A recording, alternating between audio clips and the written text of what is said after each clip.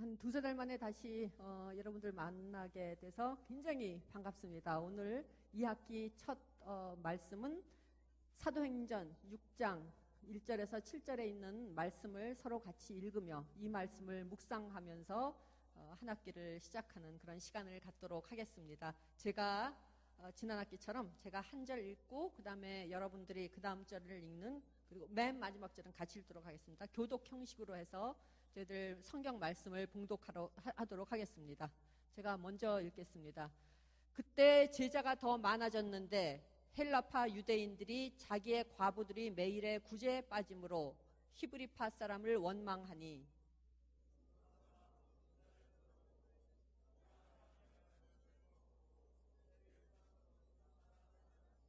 형제들아, 너희 가운데서 성령과 지혜가 충만하여 칭찬받는 사람 7을 택하라. 우리가 이 일을 그들에게 맡기고 온 무리가 이 말을 기뻐하여 믿음과 성령이 충만한 사람 스데반과 또 빌립과 브로고로와 니가노르와 디몬과 바네마와 유대교에 입교했던 안디옥 사람 니골라를 택하여, 같이 읽겠습니다. 하나님의 말씀이 점점 왕성하여 예루살렘에 있는 제자의 수가 더 심히 많아지고 허다한 제사장의 무리도 이 도에 복종하니라. 아멘. 예, 오늘 말씀은 여기 모이신 여러분들이 다 몇 분은 아니시지만 대학생이니까 제 대학 시절에 대해서 말씀을 한번 소개해드리고 시작하도록 하겠습니다. 제가 대학생 때가 언제였는지 지금 기억도 안 나지만 몇십 년 전이었던 것 같은데요. 80년대 초반이었으니까 대학교에 딱 입학했는데 너무나, 한마디로 너무나 좋았어요. 모든 것에서 속박에서 해방된 것 같고 가장 행복한 사람이 된 것 같은 제가 느낌이 들었습니다. 왜 행복했냐 하고 이제 생각을 해보니까 여러 가지 행복의 조건이 많았지만은 특히 세 가지 점 때문에 제가 더 행복을 느꼈던 것 같아요. 그게 뭐냐 하면은 첫 번째는 교복을 안 입어도 된다는 것. 여러분들 요새 고등학교 보니까 교복들을 입기는 있는 것 같아요. 그렇지만은 제가 중고등학교 다닐 때처럼 그렇게 단일화된 교복은 아닌 것 같고 그래도 좀 자유가 약간은 있는 것 같습니다. 제가 중고등학교 다닐 때는 하여튼 전국의 모든 학생들이 똑같은 옷을 입고 다녔습니다. 그런데 마침내 이 교복에서 벗어나서 내가 입고 싶은 옷, 내가 생각하는 예쁜 옷들을 입고 학교를 등교한다는 게 저한테 상당히 큰 행복으로 다가왔고요. 두 번째는 뭐냐 하면은 단발머리를 하지 않아도 된다는 것. 요새 고등학교 때도 보니까 머리들이 치렁치렁 굉장히 길더라고요. 중고등학생의 여학생들 모습을 보니까. 그런데 그 당시는 어땠나요? 남자들은 완전히 군대 갔을 때 머리처럼 빡빡 깎은 머리였고 여기저기 ROTC들 머리보다 더 그 정도 머리면은 이제 단속반에 걸려요. 그보다 더 짧게. 그리고 여학생들은 이제 단발머리를 완전히 이렇게 그대로 이렇게 해가지고 하는데 귀 밑 1cm냐 2cm냐에 따라서 그날의 운명이 결정됩니다. 교문에서 이제 학생 지도하는 학생들이 딱 서 있다가, 언니들이죠. 서 있다가 30cm 자를 하나씩 들고 서 있다가 이제 조금 이상하다, 제 머리가 좀 길다 싶으면 이리 와 해가지고 이제 여기를 이제 재는 거예요. 재가지고 1cm가 되면 괜찮은데 1.5에서 2cm다. 그러면 이제 갸웃갸웃 2cm가 됐다. 그러면 그대로 이제 학생 주임 선생님한테 이제 불려가가지고 그날 혼나고 며칠 내에 다시 1cm로 만들어가지고 미장원 가서 깎아라 해가지고 이제 깎아가지고 다시 검사 받고 이랬습니다. 그런 단발머리에서 벗어난 게 굉장히 또 큰 행복이었습니다. 제가 지금 중학교 다닐 때였나 그때 기억이 나는데 제가 다니던 중학교는 남산 중턱에 있었습니다. 이제 숭의중학교라고 지금도 있는지 모르겠지만 하여튼 숭의중학교였는데 남산 중턱에 있었는데 그 당시는 지금은 모르겠지만 남산 중턱까지 버스가 올라가는 버스가 없어가지고 어디서 버스를 내렸냐 하면은 저기 명동 입구에서 버스를 내리면 그때부터 이제 남산 중턱까지 맨날 등산하는 게 저의 등굣길이었습니다. 저만 그런 게 아니라 그 학교에 다니는 모든 사람들이 다 그랬습니다. 근데 그 가는 등굣길에 보면은 퍼시픽 호텔이라고 지금도 있는지 모르겠습니다. 호텔이 있었는데 어느 날인가는 등교하다 보니까 맨날 등굣길이 어땠냐 하면은 수천 명의 똑같이 차려입은 여학생들, 이 똑같은 머리 모습을 하고 이제 똑같은 가방을 들고 똑같은 이런 그 걸음걸이로 똑같이 걸어 올라갑니다. 그 남산 등산길을 하는데 거긴 또 옆에 남자 고등학교가 있습니다. 남자 고등학생들은 똑같은 검은 옷에 똑같은 그 모자에 똑같은 까까머리에 똑같은 또한 가방을 들고 또 똑같이 남자들 걷는 것 같이 해가지고 올라갑니다. 근데 퍼시픽 호텔에 지금은 외국인들이 많지만 그 당시에는 외국인들 찾아보는 게 정말 천연기념물 보듯이 하늘의 별따기처럼 어려웠습니다. 근데 이 퍼시픽 호텔에서 무슨 국제회의가 하루는 열렸는데 외국인들이 와서 아침 먹고 이렇게 보니까 수천 명의 학생들이 똑같이 생긴 학생들이, 이 외국인들의 눈에 이 동양인들은 다 똑같이 생겼습니다.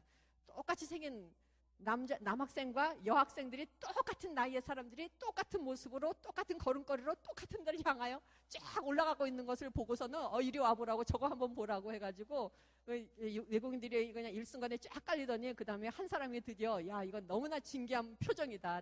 어디 세계 어느 구석에 가도 이러한 그 광경은 다시 볼 수 없다, 이렇게 생각을 했는지 연신 그냥 카메라로 찍어대더라고요. 그렇게 획일화된 사회에서 드디어 분위기에서 벗어나 대학생이 돼가지고 자유를 누렸습니다. 그게 두 번째였고, 세 번째는 뭐냐 하면은 소위 미팅을 할 수 있게 됐다는 거. 요새도 미팅이 있는지 모르겠습니다. 미팅이라는 게는 이제는 아마 대학교에서는 의미가 없어진 것 같은데요. 중고등학교 때까지 엄격하게 남학교는 남학교, 여학교는 여학교, 이게 구별이 되어 있었기 때문에 저 같은 경우는 남학생의 얼굴을 볼 수가 없었습니다. 유일하게 남학생의 얼굴을 볼 수 있는 데는 어디였을까요? 교회 가면은 볼 수 있었습니다. 그래서 많은 학생들이 남학생들은 여학생 얼굴 보려고, 여학생들은 남학생 얼굴 보려고 교회에 굉장히 많이 모였습니다. 제가 있는 저 시골도 시골 교회였는데 그 조그만 시골이었는데도 중고등부는 유난히 잘 됐던 게 서로 얼굴을 볼 수 있으니까. 근데 드디어 대학생이 돼서 이제 미팅도 하고 이제 마음대로 이성교제를 할 수 있다는 거.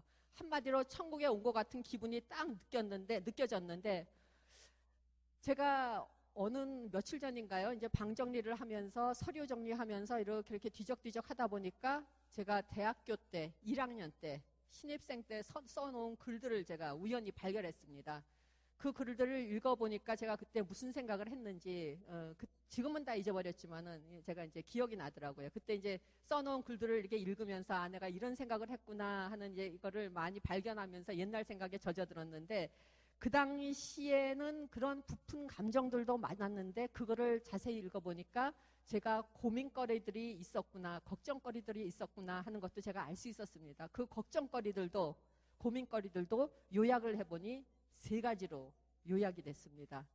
첫 번째 걱정거리는 뭐였냐 하면은 중고등학교 시절보다 분명히 더 많은 사람들, 그리고 더 다양한 환경 속에서 살게 되었는데, 한마디로 더 많은 사람들 속에서 이렇게 여러 가지 자유로운 행동을 하면서 더 많은 자유가 주어졌는데, 그렇다면은 마음이 충족하고 행복해야 되는데 왜 어디서 이 외로움이 오는 것일까? 이 고독감의 문제 때문에 제가 상당히 고민을 많이 하였습니다. 왜 고독했는지, 왜 마음 한구석에 허전한 구석이 있었는지, 많은 사람들을 만나면 그게 충족이 되어야 되는데 그렇지가 않았던 모양입니다. 이 마음 한구석에 남아있는 이 누구도 채울 수 없는 이 공허감 때문에 제가 상당히 많이 고민했던 걸 제가 보았고요. 두 번째는 이성교제의 문제였습니다. 남학생을 만나면 이제 뭐 다 그냥 만나면 괜찮지만은 가다 보면은 이제 나이가 20대 초반이니까 마음에 드는 남학생들이 있습니다. 그러면 이 남학생한테 잘 보여야 되는데 어떤 옷 입고 어떤 헤어스타일하고 어떻게 말하고 어떻게 행동해야 될까? 그렇게 했는데 그 남학생이 안 좋아하면 어떻게 될까?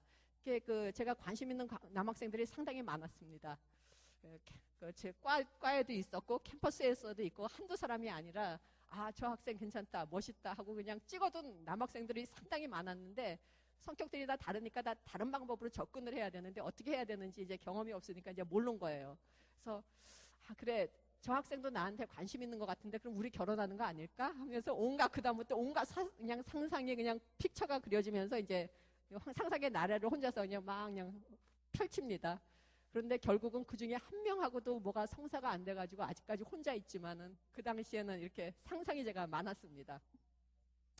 그게 두 번째, 이성교제가 두 번째 제 큰 고민거리였고, 세 번째는 결혼이나 아니면은 이 고독의 문제들보다 훨씬 더 심각했던 것 같은데, 제 글 속에 가장 많이 등장하는 주제가 뭐였냐 하면은 장래 무엇을 해야 될까에 대한 문제가 가장 큰 문제였습니다. 앞으로 어떻게, 무엇을 하면서 어떻게 살아야 될까? 앞으로 내 인생이 몇십 년 창창하게 펼쳐져 있는데 그 시간을 어떻게 보내야 될 것일까? 나에게 남과 다른 무엇인가가 분명히 있을 텐데 하나님께서 주셨으니까 그것이 있다면 무엇일까? 어떻게 하면 더 잘 살 수 있을까? 무슨 일에서 내가 열정을 느끼고 어떤 일에서 내가 두각을 나타낼 수 있는 것일까? 어떻게 창조된 것일까? 내가 이 세상에 존재해야 하는 이유가 과연 무엇일까? 한마디로 무슨 일을 해야 될까 하는 게 저의 가장 큰, 대학 4년 내내 가장 큰 고민이었던 것 같습니다. 만약 이 자리에 앉아 계신 분들 중에 나만 이 고민을 하고 있지 하고 생각하고 계신 분이 있다면 결코 그렇지가 않습니다. 옆자리에 계신 분들도 대학생들이라면 이 세 가지는 아마 제가 보기에 다 한 번쯤은, 한두 번 이상쯤은 했던 고민이었을 것입니다. 그런데 특히 가장 마지막 부분에 나온 고민, 무슨 일을 해야 될까 하는 고민에 대해서는 오늘 본문에서도 나와 있습니다. 초대교회의 사도들도 같은 고민을 하였습니다.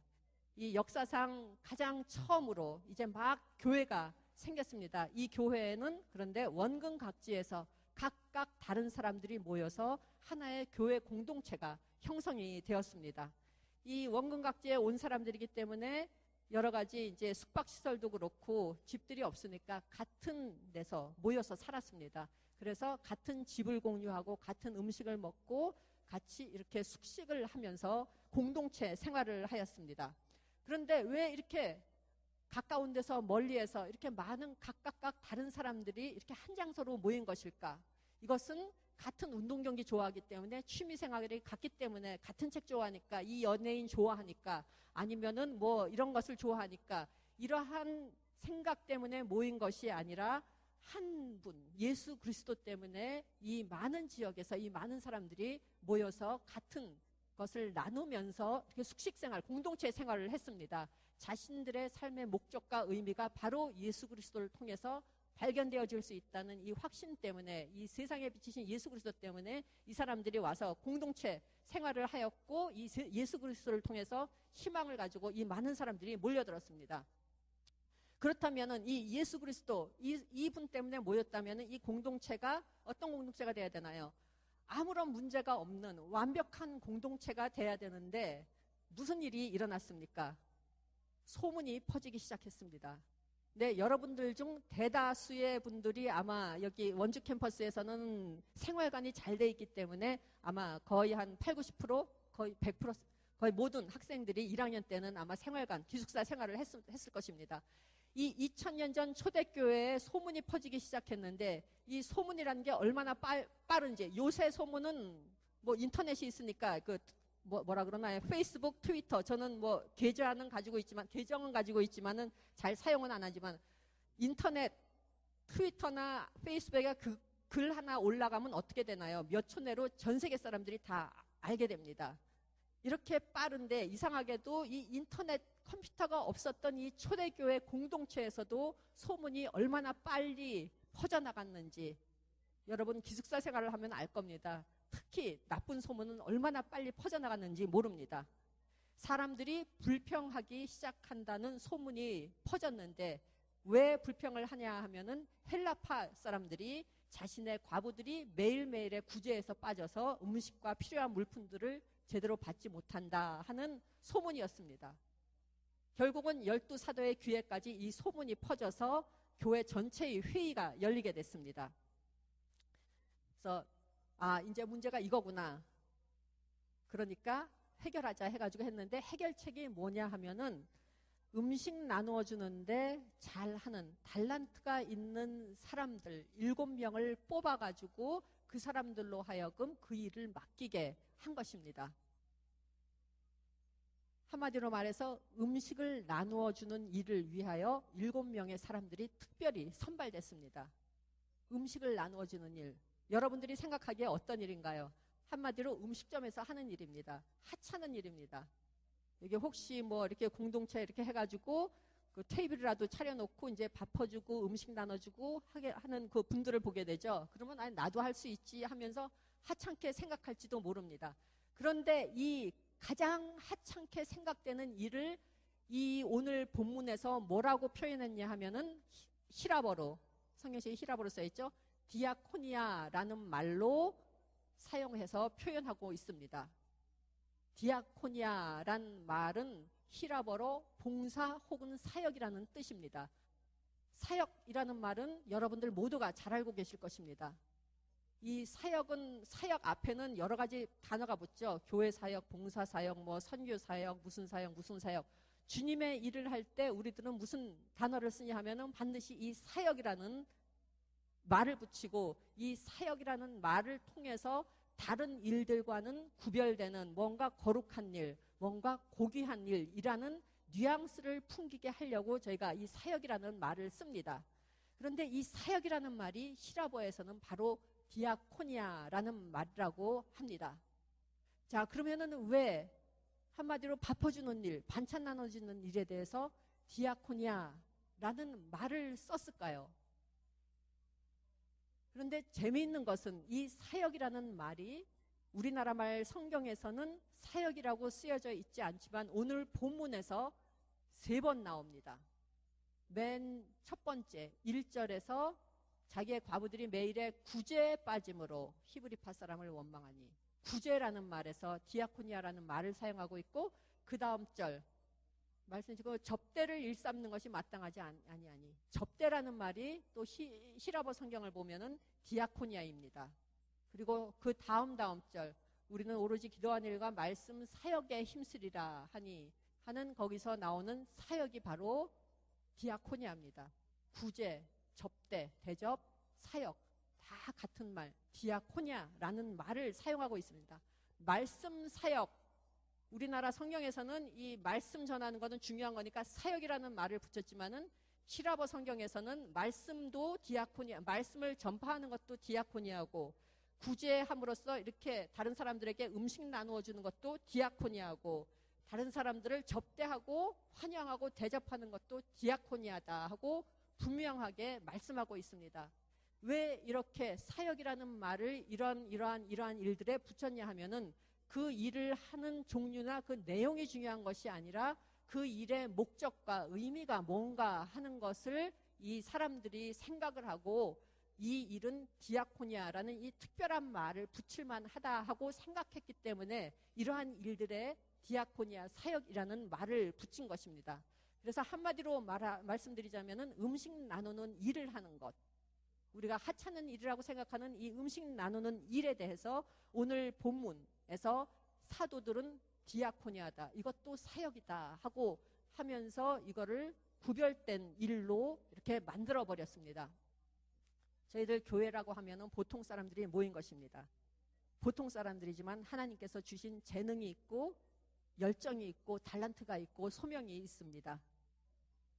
교회는 그냥 모여서 예배만 드리고 헤어지라고 하나님께서 만들어 주신 것이 아니라, 교회는 자기가 받은 재능과 달란트와 열정과 소명이 분명히 있으니 그 받은 것들을 베풀어 주라고, 자기만 예배 드리고 끝나는 게 아니라 그것을 베풀어 주라고 하나님께서 우리들을 불러 모아 주셨고 하나님께서 세워 주신 곳이 바로 교회입니다. 교회 안에 모이는 우리들끼리 서로 간에 가진 것을 베풀고, 더 중요하게는 더 나아가서 이 세상 밖에 있는 사람들에게, 교회 밖에서 죽어가고 있는 영혼들, 말라가고 있는 영혼들, 지친 영혼들, 수고한 영혼들, 이 사람들을 위하여 봉사하고 그 사람들을 사랑하고 자기가 받은 것을 위해, 그 사람들을 위해 쓰라고 하나님께서 우리들을 이곳에 불러주셨습니다. 조금 후에 이 말씀 끝난 후에 인도네시아 단기 선교팀의 영상을 보는 시간이 있게 되겠지만은, 이 인도네시아 단기 선교팀이 지난 여름방학 동안 몇 주 동안 선교를 다녀왔습니다. 자기가 받은 달란트를 다른 문화와 말이 통하지 않지만 다른 언어를, 그런 언어적 배경을 가진 완전히 다른 어린이들을 위하여, 그들을 위하여 봉사하고 사용함으로써 주님을 위한 사역에 이렇게 쓰임 받게 된 그러한 귀한 일들이 있었는데요. 우리들 모두는 디아코니아를 실행하라고 부름받았습니다. 한마디로 말씀드리자면 사역자가 되라는 부름을 받았습니다. 교회에서 목사나 전도사 이런 사람들만 사역자가 아니라 여러분 모두가 사역자입니다. 제가 간절히 이 저희 3시 열린 예배에 모이는 모든 분들을 위해 바라는 것은 여러분 영혼 한 사람이 다 사역자가 되는 것입니다.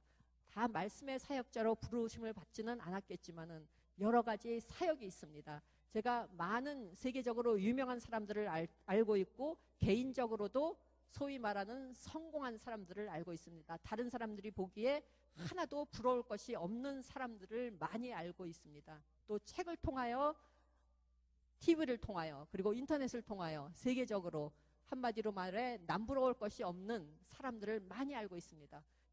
남들이 보기에는 남부러울 것이 없지만 그 사람들의 내면 속은 어떤지 그거는 저희들이 모릅니다. 그 사람과 하나님만 알고 있는 사실입니다. 그런데 제가 한 가지 발견한 것은 그 사람들이 에게서 더 많은 우울증이 나타나고 그 사람들에게서 더 많은 이 내면적인 문제들이 나타나고 더 많은 영혼의 문제들이 나타나고 하는 것을 제가 상당히 많이 보았습니다. 그리고 이분들 중에 많은 분들이 이 남부럽지 않은 부와 명예와 권력과 지위와 이 모든 것을 다 획득했는데 이분들이 왜 그런지, 이분들이 이러한 모든 것들을 획득한 다음에 그 삶이 어떻게 전개되냐면 한편으로는 그렇게 가지만은 그 외의 분들은 거의 모두가 다른 사람들을 봉사하는 일에 남은 여생을 헌신하는 것을 제가 많이 보았습니다. 그것은 무엇인가요? 이 부와 권력과 명예가 저희들에게 결코 행복을 가져다 주지 못한다는 것을 의미합니다. 하나님께서 그것은 우리들을 세상에 보내신 목적과 이유가 다른 사람들을 위해 봉사하는 삶을 살라고, 디아코니아의 삶을 살라고 불렀기 때문에 그런 겁니다. 하나님의 목적에 맞지 않는 삶을 살 때 우리 안에 빈 공간이 생기고 외로움이 생깁니다. 여러분들 2학기 동안 지내시면서 여러분들이 받은 재능이 무엇인지, 달란트가 무엇인지, 내가 앞으로 할 일이 무엇인지 생각해 보시기 바랍니다. 그런데 내가 할 일이 무엇이지 자꾸만 그 질문 하다 보면은 이 나에게 초점을 맞추다 보면은 하나님께서 왜 나를 부르셨는지 그 목적을 모를 때가 많습니다. 그때 눈을 돌려서 내가 어떻게 하면은 다른 사람들에게 도움이 되고 유익이 되고 봉사하는 삶을 살 수 있을까? 초점을 잠시 돌려보시기 바랍니다. 그렇게 되면은 반드시 여러분들 왜 이 세상에 태어났는지, 목적이 무엇인지, 의미가 무엇인지를 발견할 수 훨씬 쉽게 발견하게 될 것입니다.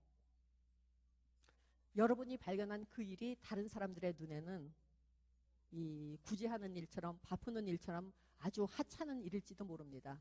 하지만은 다른 사람들이 어떻게 생각하건 그건 아무 상관이 없습니다. 가장 중요한 것은 내 마음이 충만한지, 이 봉사 생활을 통해서 내 마음이 행복을 느끼는지, 삶의 의미와 목적을 발견하였는지가 가장 중요한 것입니다. 여러분들 2학기 동안 생활하시면서, 그리고 열심히 말씀 공부하시면서, 기도하시면서, 찬양하시면서 하나님께서 여러분에게 주신 그 귀중한 소명을, 그 일을 어떻게 하면 다른 사람들을 봉사하면서 살 수 있는지 분명히 주셨습니다.